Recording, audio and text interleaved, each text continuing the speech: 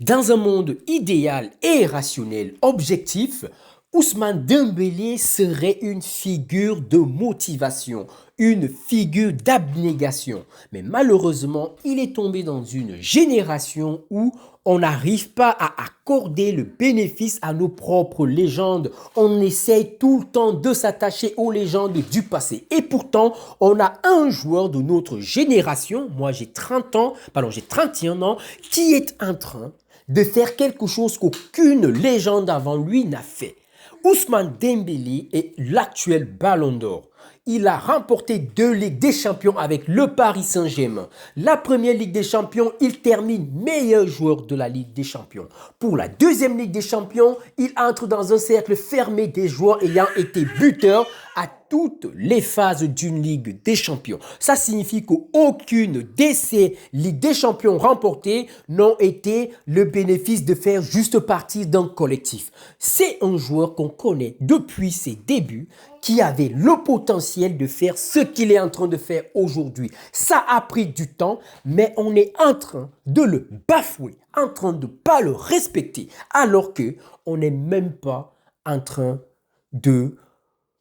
on n'est même pas en train de profiter de ce que ce joueur est en train de nous montrer dans l'histoire de la motivation. Parce que je ne vais pas refaire sa carrière. Je ne vais pas redire par quoi il est passé. Parce que vous le savez tous. Et aujourd'hui, le critiquer, le manquer autant de respect montre à quel point vous n'êtes rattaché que par le passé. Oui, ce n'est pas la magie de Neymar. Ce n'est pas la magie de Ronaldinho, ni celle de Messi ou même encore l'ex-exploit, les frappes de Cristiano Ronaldo. Mais la réalité est que le génie de Dembélé, ni Neymar, ni Messi, ni R10, ni Cristiano Ronaldo l'ont. Pourquoi? C'est un joueur ambidestre. C'est un joueur qui a une capacité d'élimination hors pair.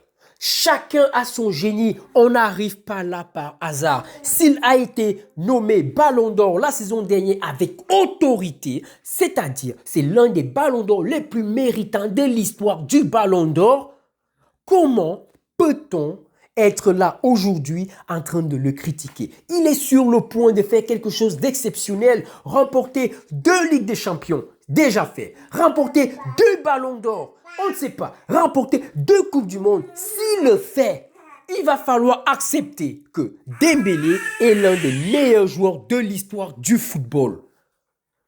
Parce qu'on ne peut pas tout le temps se dire oui, parce que c'est... Non, chaque légende a joué avec les forces dans sa génération. Sinon, ça ne sert à rien de faire certaines comparaisons. Ça ne sert à rien de comparer Messi à Pelé. Parce qu'on pourra toujours dire que oui, c'était pas la même chose. Ça ne sert à rien de comparer donc Ronaldinho à Messi. Parce qu'on pourra dire que ce n'était pas la même chose. Ça ne sert à rien de comparer Johan Cruyff à Messi ou à Cristiano Ronaldo. Parce que ce n'était pas les mêmes époques. Et pourtant, on le fait. Quand ça nous arrange, on le fait. Mais quand il s'agit de Dembélé, la seule chose que vous avez en tête, oui, vous le savez, la seule chose que vous avez en tête dès qu'on parle de Dembélé, ce sont ses blessures à répétition.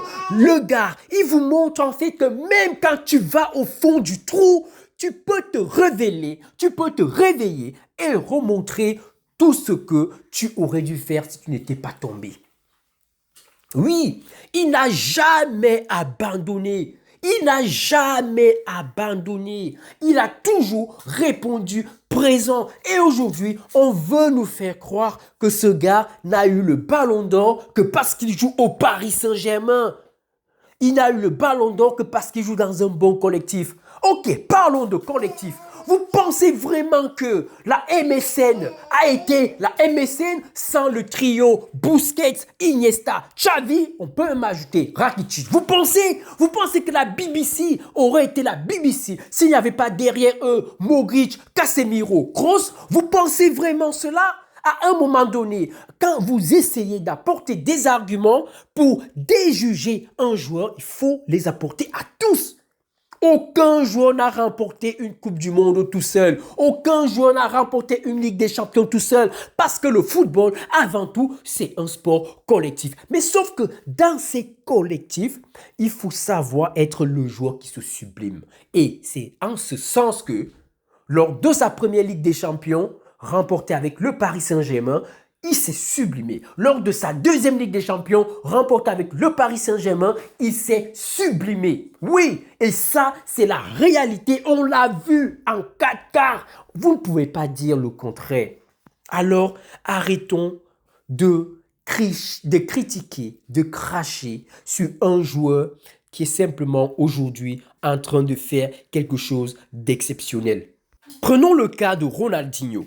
Ronaldinho, aujourd'hui, pour certains, c'est l'un des meilleurs joueurs de l'histoire et pourtant, le prime de Ronaldinho n'a duré que 3 ans.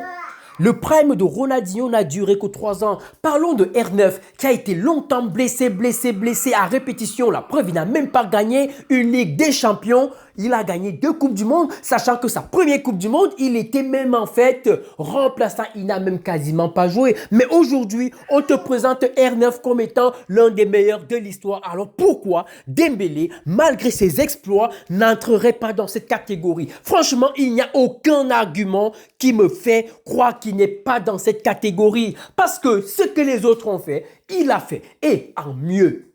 Et en mieux, oui. Qu'est-ce que vous voulez? La première Coupe du Monde, oui, la réalité est qu'il a joué, mais il n'a pas beaucoup joué. La deuxième Coupe du Monde, on le voit très bien. L'équipe de France est en demi-finale grâce au duo Mbappé-Dembélé.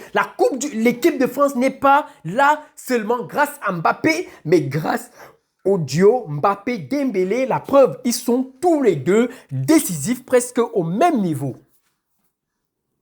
En Ligue des Champions, il n'a pas seulement aidé le Paris Saint-Germain, il a climatisé certains grands stades en Europe. Les choses que certains de vos légendes n'ont pas fait. Aujourd'hui, les gens vont te mettre Neymar dans un top 20 all-time. En quoi Neymar a fait plus dans le foot que Ousmane Dembélé? Rien. Parce qu'on peut dire que la Ligue des Champions remportée par Neymar en 2015, c'est parce qu'il était dans le collectif avec Lionel Messi, Iniesta, Suarez. Mais Dembélé, il remporte la Ligue des Champions avec Désiré Doué, Bradé Barcola, Gonzalo Ramos, Kvaratskhelia, etc. Vitinha, Hakimi, Nuno Mendes. Oui, ce n'est pas Marcelo, ce n'est pas Jordi Alba, ce n'est pas, je dirais, Puyol, ce n'est pas Lionel Messi ni Iniesta. Non. Ils ont construit leur propre légende au Paris Saint-Germain. Est-ce que vous arrivez à le comprendre? Comment peut-on être contre un tel joueur? C'est tellement simple et tellement évident qu'aujourd'hui, Ousmane Dembélé est certainement, à mon avis, le meilleur joueur de sa génération.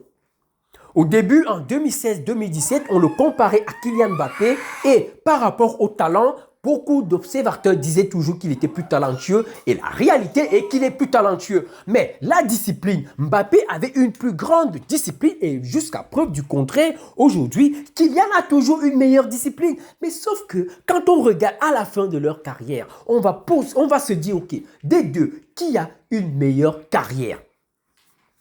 Aussi bien individuellement que footballistiquement. Parce que je suis désolé, dans 50 ans, on parlera encore d'Ousmane Dembélé parce qu'il est dans les livres d'histoire. Dans une même saison, ils sont rares les joueurs qui ont remporté tous les titres individuels. Meilleur joueur de la Ligue des Champions, meilleur joueur de son championnat, meilleur buteur de son championnat, Ballon d'Or, The Best, 11 d'Or, FIFA Pro. Bref, il a tout remporté en une saison. Et dans la deuxième qui suit, il est en train de faire les mêmes exploits. Alors, comment on peut critiquer un tel joueur? Et la réponse est simple.